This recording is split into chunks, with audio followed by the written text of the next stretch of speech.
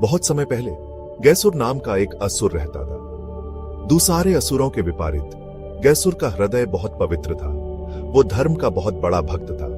वो अपना सारा दिन पूजा और ध्यान में बिताता था। गैसुर मोक्ष प्राप्त करना चाहता था। मोक्ष यानी जन्म और मृत्यु के चक्र से मुक्ति। उसने देवताओं को प्रसन्न करने के लिए कठोर तपस्या की। उसकी तपस्या इतनी प्रबल थी कि स्वर्ग भी हिल गया। देवता चिंतित हो गए और मदद के लिए भगवान विष्णु के पास पहुंचे।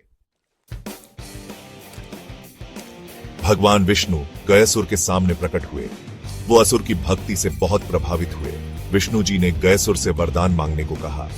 गयासुर ने पृथ्वी का सबसे पवित्र स्थान पाने की इच्छा जताई। विष्णु जी ने उसको यह वरदान दे दिया। गयासुर का शरीर एक पवित्र तीर्थ स्थल बन गया। जो भी उसके शरीर को छूता वो मोक्ष को प्राप्त कर लेता। इससे एक समस्या उत्पन्न हो गई। लोग गयासुर को छूकर ही मोक्ष प्राप्त कर रहे थे। किसी को अच्छे कर्म करने की या धर्म का पालन करने की कोई आवश्यकता ही नहीं रही।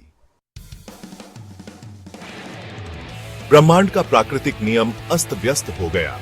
यमराज जो मृत्यु के देवता हैं, वो चिंतित हो गए। कोई भी मर नहीं रहा था और ना ही उनके धाम में आ रहा था। यमराज भगवान विष्णु के पास समाधान के लिए गए।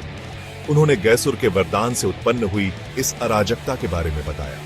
विष्णु जी ने ध्यान से यमराज की चिंता सुनी। विष्णु जी को एहसास हुआ कि अब उन्हें हस्तक्षेप करना होगा और इसका कोई समाधान निकालना होगा। उन्होंने गयासुर को नियंत्रित करने और ब्रह्मांड में संतुलन स्थापित करने के लिए एक योजना बनाई। भाग 4 विष्णु जी का समाधान गया क्षेत्र। विष्णु जी ने देवताओं से गयासुर से लेट जाने और पिंड बन जाने का निवेदन करने को कहा। देवताओं के प्रति सम्मान के कारण गयासुर मान गया। उसने एक अंतिम वरदान मांगा कि जिस नगरी में वह लेटे उसे गया के नाम से जाना जाए। जैसे ही वह लेटा, विष्णु जी गाढ़ाधर रूप में अपने गदा के साथ गयासुर के सर पर खड़े हो गए। इस तरह विष्णु जी ने गयासुर को नियंत्रित किया और उसकी शक्तियों पर अंकुश लगाया। जिस स्थान पर गयासुर लेटे थे वो एक पवित्र नगरी बन गई। ई से गया क्षेत्र के रूप में जाना जाता है। यह वर्तमान बिहार भारत में स्थित है। भाग 5 गया का महत्व। भले ही गयासुर को नियंत्रित कर लिया गया था, लेकिन उसका शरीर पवित्र बना रहा। आज भी लोगों का मानना है कि गया में अनुष्ठान करने से उनके पूर्वजों को मोक्ष प्राप्त हो सकता है। बहुत से लोग गया में पिंडदान करने जाते हैं।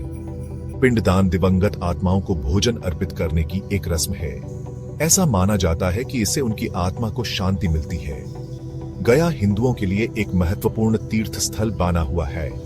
यह धर्म, भक्ति और मोक्ष की शक्ति की याद दिलाता है।